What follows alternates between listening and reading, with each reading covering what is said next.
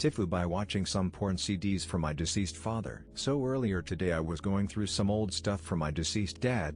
Nostalgia got me, and I just wanted to feel connected to him again. He had this collection of CDs, full of pirated copies of Windows 95, and Carta Encyclopedia and stuff. But I never before realized there were some porn CDs and DVDs in there as well. So I felt curious what kind of stuff my dad was watching. As I insert the CD, my antivirus triggers. I kind of ignore it, thinking whatever virus is on it, it is an old one from the 2010s era? So the antivirus must be able to clean it later. Big mistake. Since then, my PC is not working properly. Even the antivirus program data has broken. Now I don't know how to fix it, and I'm a bit scared and stressed. This means no gaming BG3 for me till it gets fixed. But even worse, tomorrow I'm starting a new Java developer school program, and I won't be able to use my PC for it. Fortunately I still have an old laptop which hopefully will make it till I get his big brother fixed. In a way, it feels like a message from beyond. My father teaching me not to waste time with porn and gaming. Hope this serves me as a lesson. And also I'm gonna hope someone on Reddit can help me fix my stupid mistake. TLDR, I got curious about some old porn CDs I found from my deceased father, and now my PC is broken. Story 2.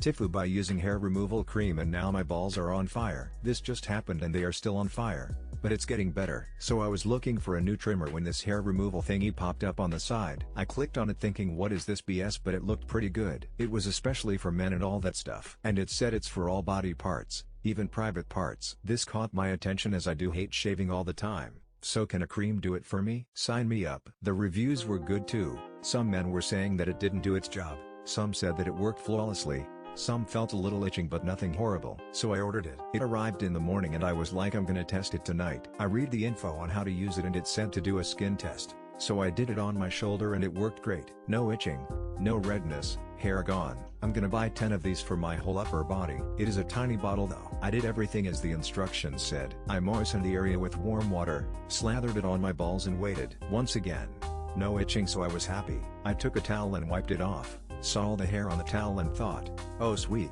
but then the pain began. It was a little itch at the beginning, so I rinsed it off with water. But the warm water felt like boiling tea on my fucking balls. Holy shit. Everything else is fine. The area around, dick root, everything is fine, but my balls are sensitive, red and shrunk, and they look like dried cranberries. Never again. Story 3.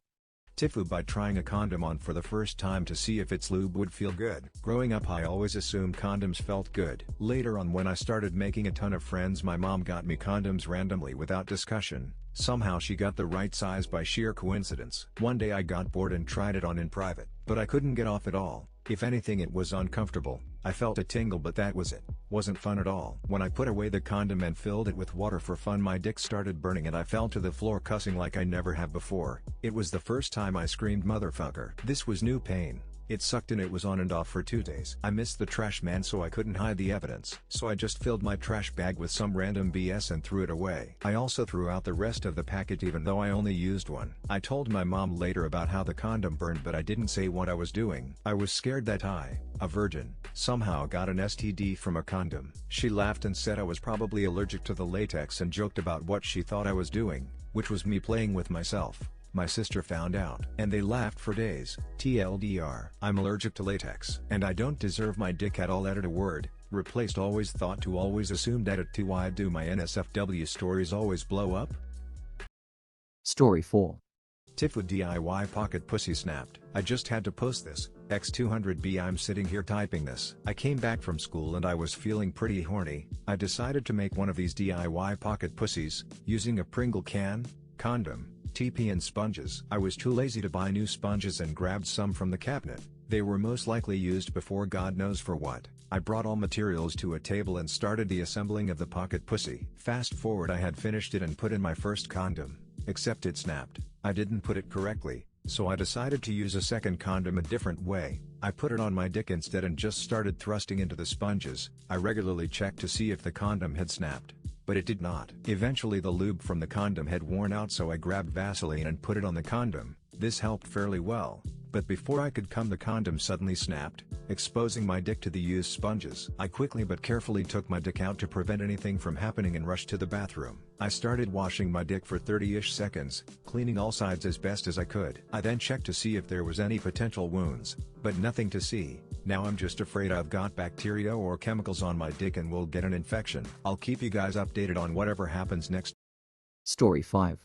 TIFU by wearing my memorial necklace to lunch. This year, on the 6th of July, my grandfather passed away. He was a kind, smart, and absolutely amazing human being who always had room in his heart for you. When he passed, the whole family was devastated, but the girls of the family all wanted to get memorial urn necklaces, me included. We ordered our necklaces off the internet, and when they all finally arrived, my mother passed out the filled necklaces while we all were together for a dinner. It's September now, and I've worked this necklace nearly every day without issue. I noticed the screw was a little wiggly, but it never showed any sign of slipping, and I could never get it unscrewed when I tried to make sure that the screw was nice and tight. Today at work, I was in the middle of a great lunch with a work friend, leaning over the table to share Labor Day drama and everything, when she pointed out I had sugar or something on my dress. We had been splitting a powder donut earlier in the lunch, so I figured she must be right. I went to dab the powder off my dress when I saw it. The little hole in my necklace where the stopper screw was supposed to keep my pawpaws remains inside the hollow necklace was missing, and the powder on my dress was right at the level with the hole in the necklace. And there was a tiny amount of grainy,